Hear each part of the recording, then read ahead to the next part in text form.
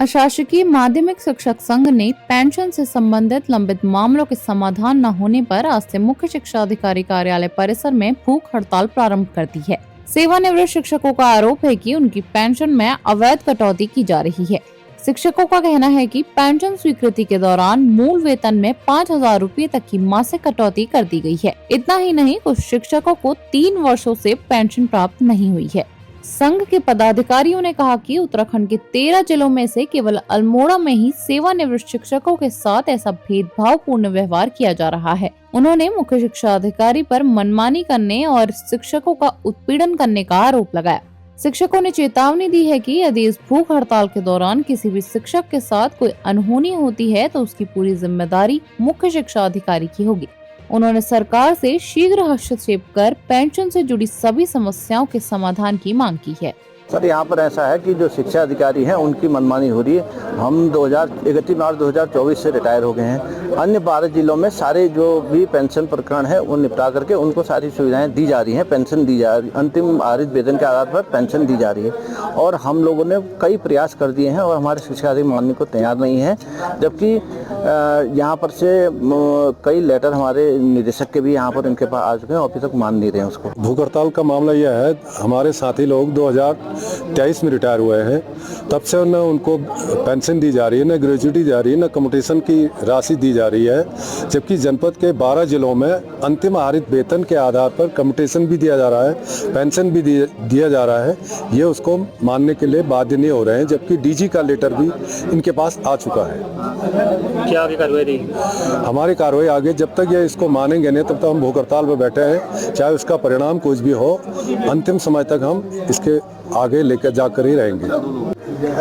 Sir, हमारी 2023 से अंतिम आहरित वेतन के आधार पर वेतन हमको प्रदान किया जाए जो लोग रिटायर हो रहे हैं। जैसे कि हम हैं, मैं हूं, अभी हमको तो 3 साल है, कुछ लोगों का और समय है। लेकिन ये किसी स्तर पर जब इन्होंने नहीं सुना तो हमने इनको 23 तारीख को एक पत्र दिया कि आप जो है इस 5 तारीख तक हमारी समस्या का समाधान कर दें, क्योंकि हमने इनको सारे जिलों में भी जिस तरीके से जिन आधार पर दिया जा रहा है वो भी इनको दे दिया। तो हमने कहा कि 5 को यदि हमारा काम नहीं होता है तो 6 तारीख से हम भूख हड़ताल पर बैठेंगे। मैं आप लोगों से कहना चाहता हूं कि ये व्यक्ति जो है, हम लोग शांति से, हमने 3 साल से बात करी, कभी हमने कोई बात नहीं करी। आज हम सुबह भी शांति से यहाँ पर बैठे हैं, लेकिन ये व्यक्ति पैनिक कर रहा है और ये मुख्य शिक्षा अधिकारी होकर के ये व्यक्ति झूठ बोलता है कि हमको धरने की सूचना दी गई है।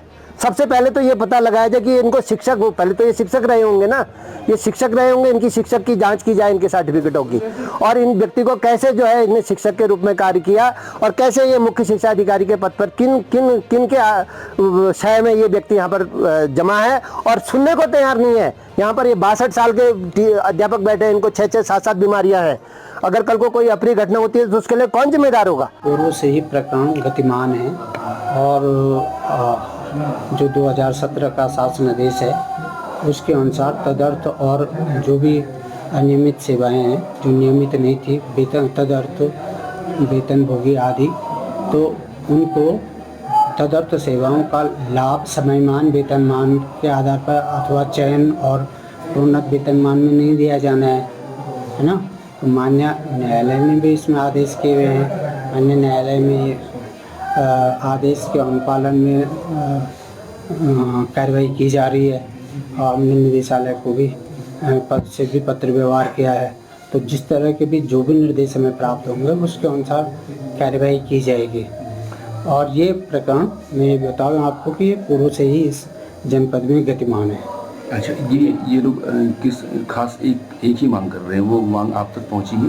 क्या मांग है वो? हाँ, वो जो वही है कि जो भी तदर्थ, जिसका मैंने अभी उल्लेख किया ना, तदर्थ सेवाओं के आधार पर उनको जो चयन और प्रोन्नत वेतनमान दिया गया था वो वापस न लिया जाए। जी। तो आगे क्या रहेगा इसमें, किस तरह से, क्योंकि वो तो बैठे हैं अनशन पे? जो भी शासन के या निदेशालय के आदेश निर्देश होंगे उसी के हम लोग कार्रवाई होगी।